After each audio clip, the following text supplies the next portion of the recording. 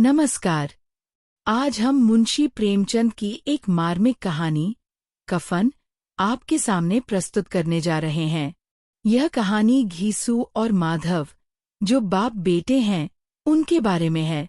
कहानी की शुरुआत में माधव की पत्नी बुधिया, जिससे उसका 1 साल पहले विवाह हुआ था, वह प्रसव वेदना यानी लेबर पेन से गुजर रही है और ये दोनों झोपड़ी के बाहर बैठे हैं।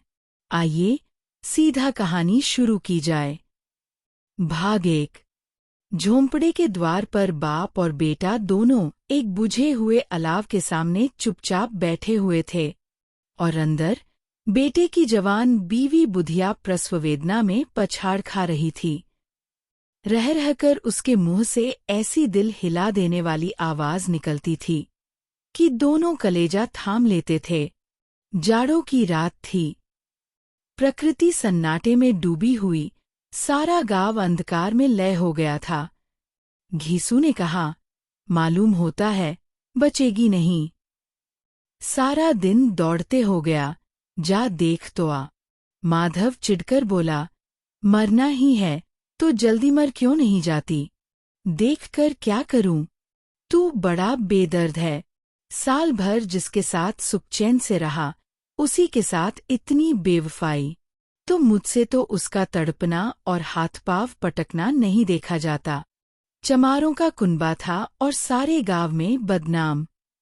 घीसू 1 दिन काम करता तो 3 दिन आराम करता। माधव इतना कामचोर था कि आध घंटे काम करता तो घंटे भर चिलम पीता। इसलिए उन्हें कहीं मजदूरी नहीं मिलती थी। घर में मुट्ठी भर भी अनाज मौजूद हो तो उनके लिए काम करने की कसम थी। जब 2-4 फाके हो जाते तो घीसू पेड़ पर चढ़कर लकड़ियां तोड़ लाता और माधव बाजार से बेच आता। और जब तक वह पैसे रहते, दोनों इधर उधर मारे मारे फिरते। गांव में काम की कमी न थी। किसानों का गांव था, मेहनती आदमी के लिए 50 काम थे। मगर इन दोनों को उसी वक्त बुलाते जब 2 आदमियों से एक का काम पाकर भी संतोष कर लेने के सिवा और कोई चारा न होता। अगर दोनों साधु होते तो उन्हें संतोष और धैर्य के लिए संयम और नियम की बिल्कुल जरूरत न होती। ये तो इनकी प्रकृति थी। विचित्र जीवन था इनका। घर में मिट्टी के 2-4 बर्तन के सिवा कोई संपत्ति नहीं। फटे चीथड़ों से अपनी नग्नता को ढाके हुए जिए जाते थे। संसार की चिंताओं से मुक्त, कर्ज से लदे हुए। गालियां भी खाते, मार भी खाते, मगर कोई गम नहीं। दीन इतने की वसूली की बिल्कुल आशा न रहने पर भी लोग इन्हें कुछ न कुछ कर्ज दे देते थे।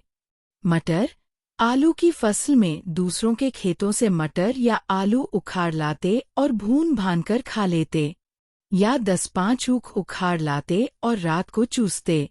घीसू ने इसी आकाश वृत्ति से 60 साल की उम्र काट दी और माधव भी सपूत बेटे की तरह बाप ही के पदचिह्नों पर चल रहा था, बल्कि उसका नाम और भी उजागर कर रहा था।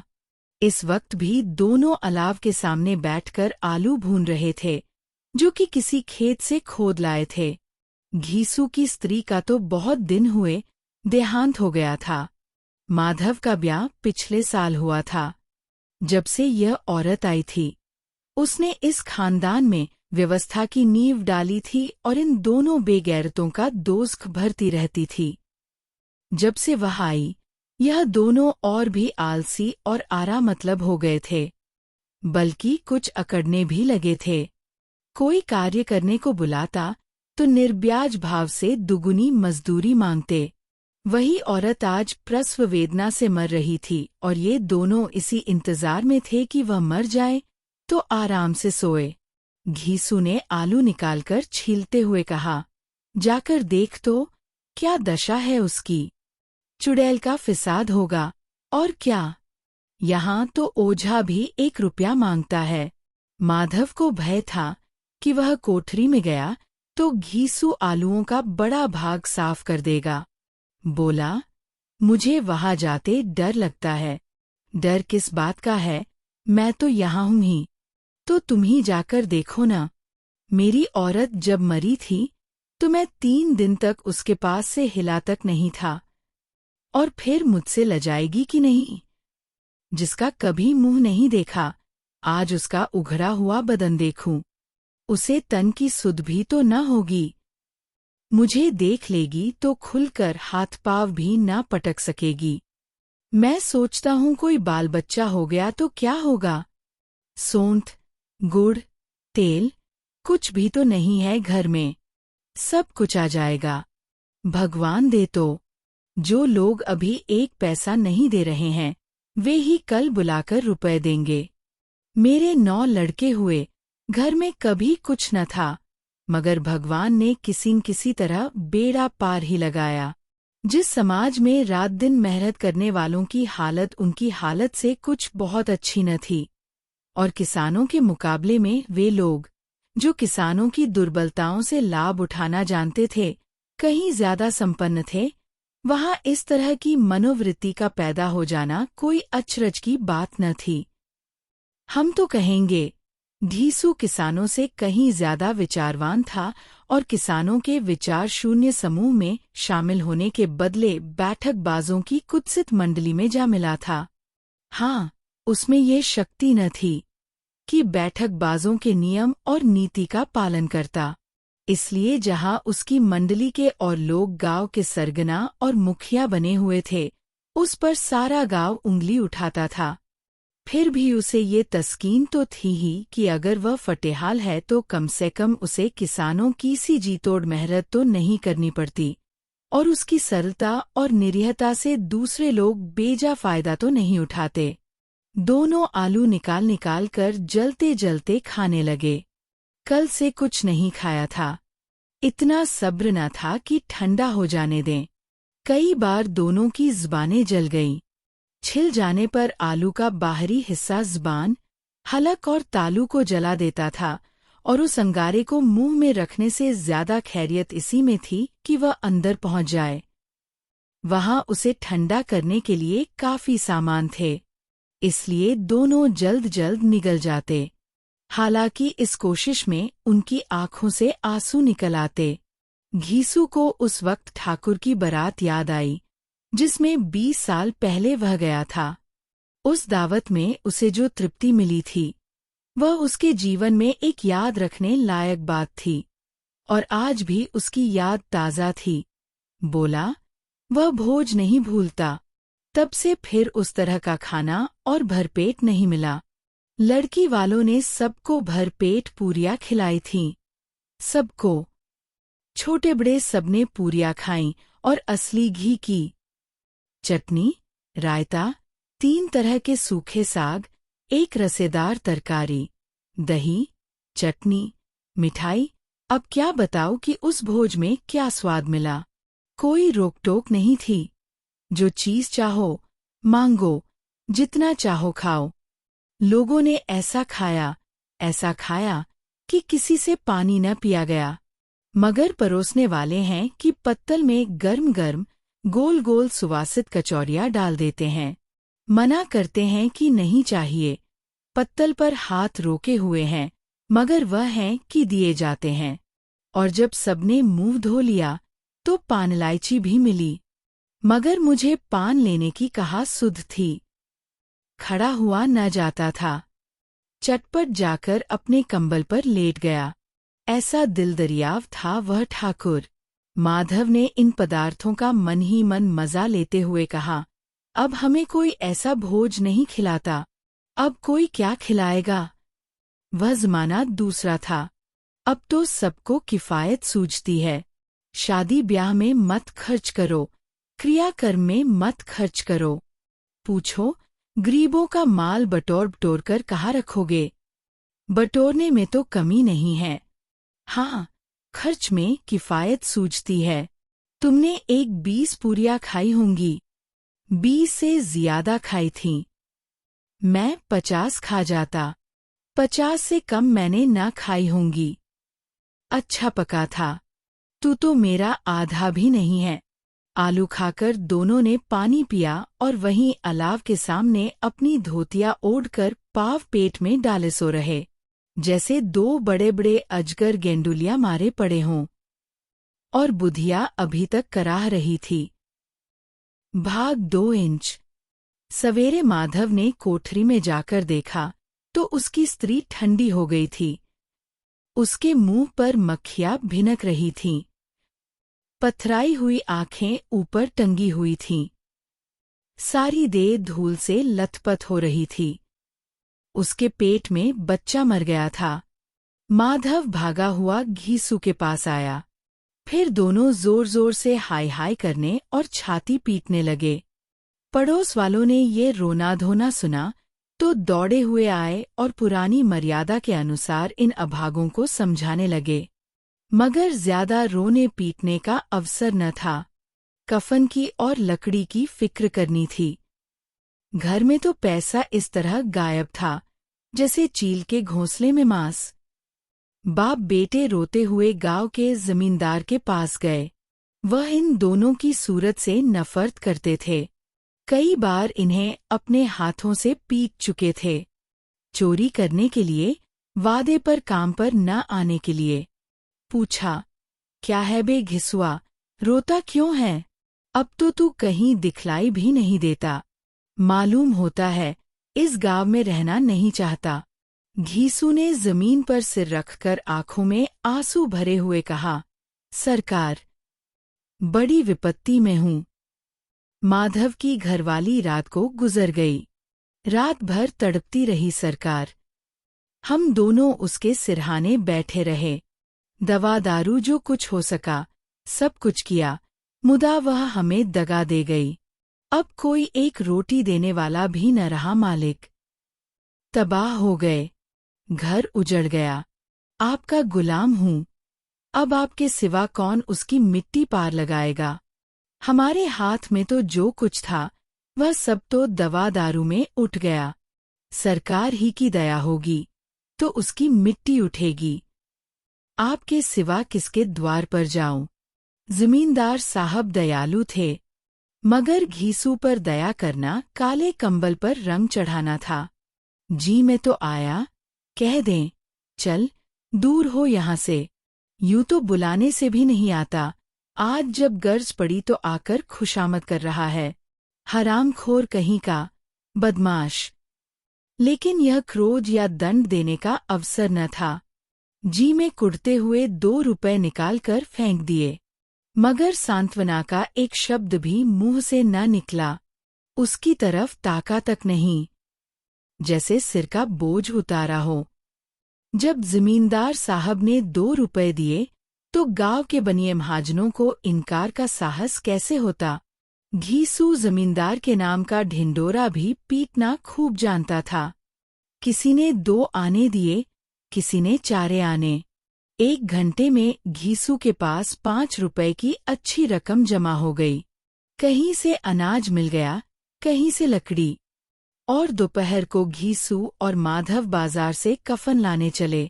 इधर लोग बांस काटने लगे।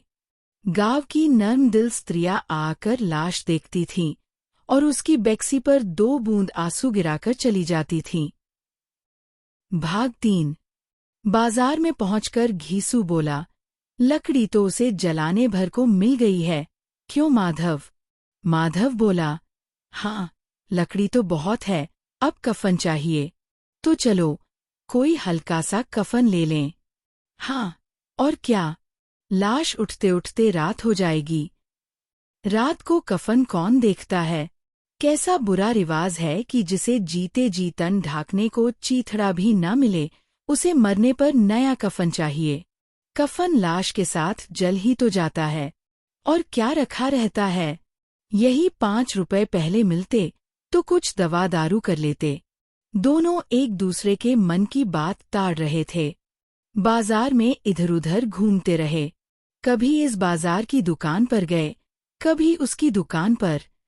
तरह तरह के कपड़े, रेशमी और सूती देखे, मगर कुछ जंचा नहीं।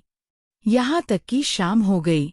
तब दोनों न जाने किस दैवी प्रेरणा से एक मधुशाला के सामने जा पहुँचे और जैसे किसी पूर्व निश्चित व्यवस्था से अंदर चले गए। वहां जरा देर तक दोनों असमंजस में खड़े रहे। फिर घीसू ने गद्दी के सामने जाकर कहा, साहू जी, एक बोतल हमें भी देना। इसके बाद कुछ चिखौना आया, तली हुई मछली आईं और दोनों बरामदे में बैठकर शांतिपूर्वक पीने लगे। कई कुज्जिया ताबड़तोड़ पीने के बाद दोनों सरूर में आ गए।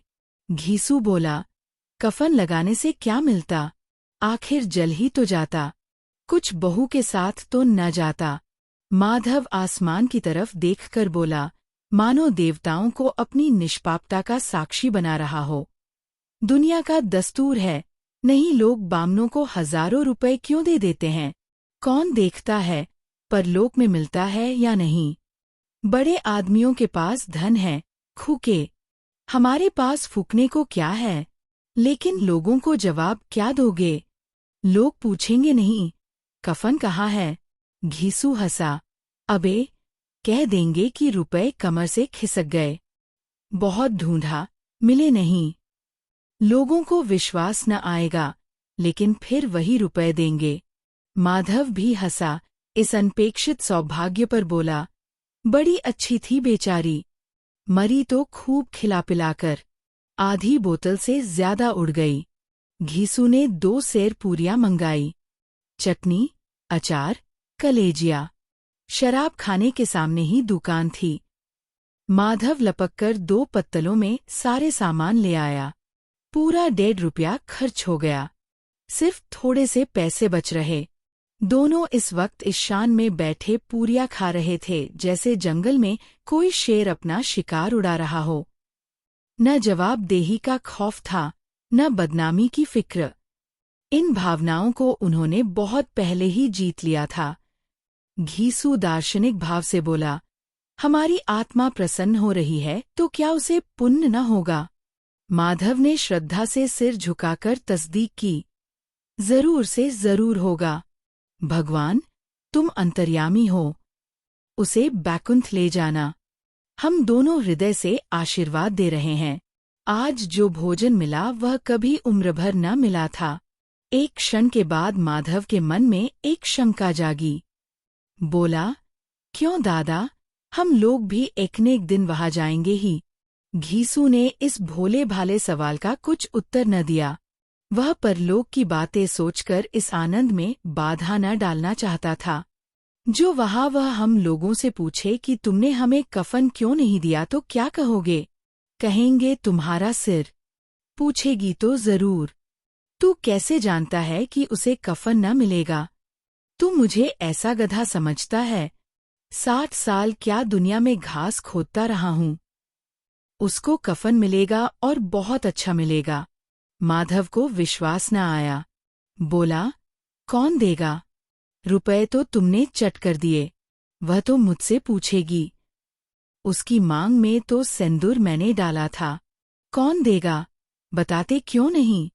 वही लोग देंगे जिन्होंने अब की दिया।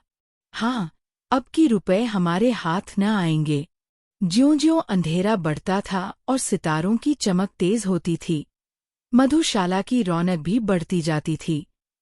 कोई गाता था, कोई डींग मारता था, कोई अपने संगी के गले लिपटा जाता था, कोई अपने दोस्त के मुंह में कुल्हड़ लगाए देता था। वहां के वातावरण में सुरूर था, हवा में नशा। कितने तो यहाँ आकर एक चुल्लू में मस्त हो जाते थे। शराब से ज्यादा यहाँ की हवा उन पर नशा करती थी। जीवन की बाधाएं यहाँ खींच लाती थीं, और कुछ देर के लिए ये भूल जाते थे कि वे जीते हैं या मरते हैं, या न जीते हैं न मरते हैं। और यह दोनों बाप बेटे अब भी मजे ले लेकर चुस्कियां ले रहे थे। सबकी निगाहें इनकी ओर जमी हुई थीं। दोनों कितने भाग्य के बली हैं। पूरी बोतल बीच में है। भरपेट खाकर माधव ने बची हुई पूरियों का पत्तल उठाकर एक भिखारी को दे दिया, जो खड़ा इनकी ओर भूखी आंखों से देख रहा था, और देने के गौरव, आनंद और उल्लास का अपने जीवन में पहली बार अनुभव किया। घीसू ने कहा, ले जा, खूब खा और आशीर्वाद दे।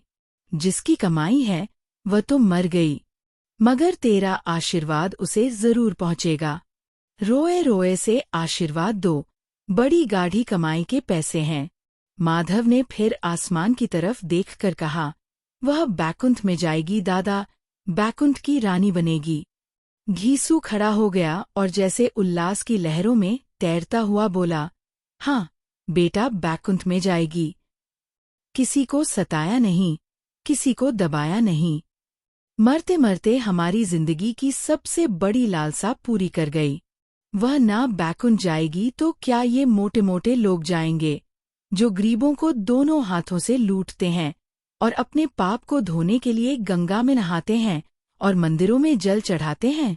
श्रद्धालुता का ये रंग तुरंत ही बदल गया। अस्थिरता नशे की खासियत है। दुख और निराशा का दौरा हुआ। माधव बोला, मगर दादा, बेचारी ने जिंदगी में बड़ा दुख भोगा, कितना दुख झेलकर मरी। वह आंखों पर हाथ रखकर रोने लगा, चीखें मार मार कर। घीसू ने समझाया, क्यों रोता है बेटा, खुश हो कि वह मायाजाल से मुक्त हो गई, जंजाल से छूट गई। बड़ी भाग्यवान थी जो इतनी जल्द मायामोह के बंधन तोड़ दिए। और दोनों खड़े होकर गाने लगे, ठगिनी क्यों नैना झमकावे, ठगिनी। पियक्कड़ों की आंखें इनकी ओर लगी हुई थीं और यह दोनों अपने दिल में मस्त गाए जाते थे। फिर दोनों नाचने लगे, उछले भी, कूदे भी, गिरे भी, मटके भी, भाव भी बनाए, अभिनय भी किए और आखिर नशे में मदमस्त होकर वहीं गिर पड़े। इसी के साथ मुंशी प्रेमचंद द्वारा लिखी गई कहानी कफन समाप्त होती है।